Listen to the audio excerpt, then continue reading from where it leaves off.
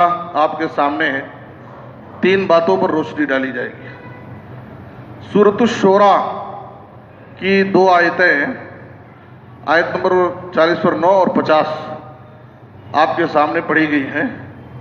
اس آیت میں اللہ تعالیٰ نے اپنی قدرت کا تذکرہ کرتے ہوئے فرمایا، آسمان اور زمین کی بادشاہی صرف اللہ ہی کے لیے ہے، وہ جو چاہتا ہے پیدا کرتا ہے۔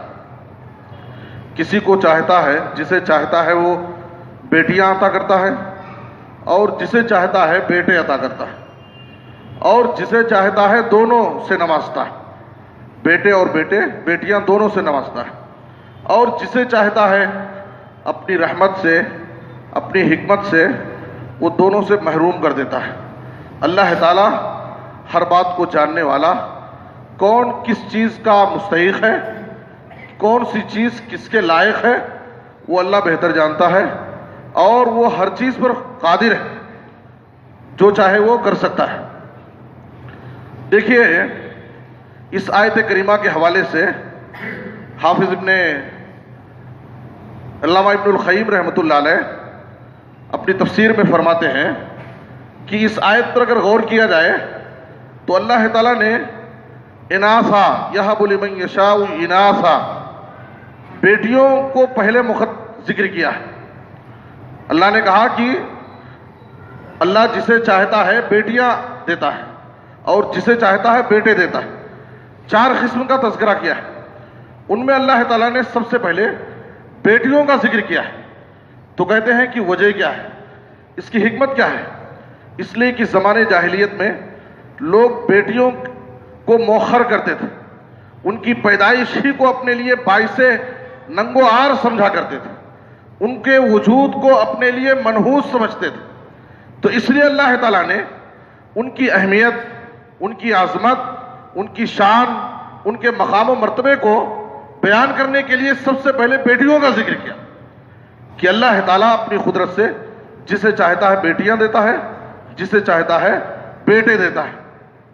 اور امام بغوی رحمۃ اللہ علیہ اپنی تفسیر میں فرماتے ہیں، ایک قول ذکر کرتے ہوئے، ھذا فی الانبیاء، یہ آیت انبیاء کے بارے میں، یہ آیت انبیاء پر فٹ ہوتی ہے۔ کہتے ہیں کہ اللہ تعالیٰ نے جن چار قسموں کا ذکر کیا اس آیت میں، انبیاء پر بھی یہ آیت فٹ ہوتی ہے۔ اللہ نے کہا کہ اللہ جسے چاہتا ہے بیٹیاں دیتا ہے، تو انبیاء میں لوط علیہ السلام ایسے نبی ہیں جن کو اللہ تعالیٰ نے صرف بیٹیاں دیا تھا، ان کے پاس بیٹے نہیں تھے۔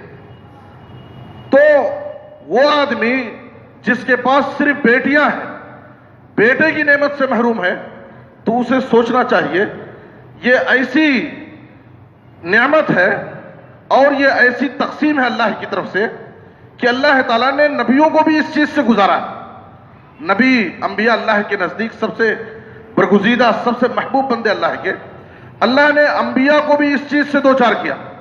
لوط علیہ السلام کو صرف بیٹیاں دیا، ان کے پاس بیٹے نہیں تھے، اور ابراہیم علیہ السلام کو اللہ تعالیٰ نے بیٹوں سے نوازا، ان کے پاس بیٹیاں نہیں تھیں، بیٹی کی نعمت سے اللہ نے ان کو محروم کر دیا۔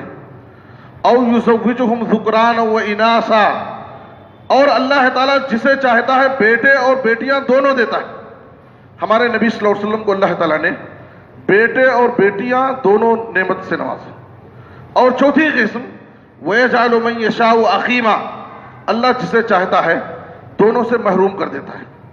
تو اللہ کے نبیوں میں یحییٰ علیہ السلام ہے، عیسیٰ علیہ السلام ہے، یہ ایسے پیغمبر ہیں کہ جن کو اللہ تعالیٰ نے دونوں نعمت سے محروم کر دیا تھا، ان کے پاس اولاد ہی نہیں تھی، نہ بیٹے تھے نہ بیٹیاں تھیں۔ یہ چیز ہمیں جاننے کے بعد اللہ رب العالمین کی اس نعمت پر، اللہ کی اس تقسیم پر، اللہ کی اس فیصلے پر آدمی کو حوصلہ ملتا ہے کہ انبیاء جو اللہ کے نزدیک سب سے محبوب تھے، اللہ نے ان کو بھی اس مرحلے سے دوچار کیا۔ اگر ہمارے پاس صرف بیٹیاں ہیں تو نبیوں کو بھی اللہ نے اس سے دوچار کیا، اگر ہمارے پاس صرف بیٹے ہیں تو نبیوں کو بھی اللہ نے اس سے دوچار کیا۔ اگر اللہ نے اپنی حکمت سے ہمیں محروم کر رکھا ہے تو اللہ تعالیٰ نے اپنے پیغمبروں کو بھی اس نعمت سے محروم کر رکھا تھا۔ میرے بزرگوں،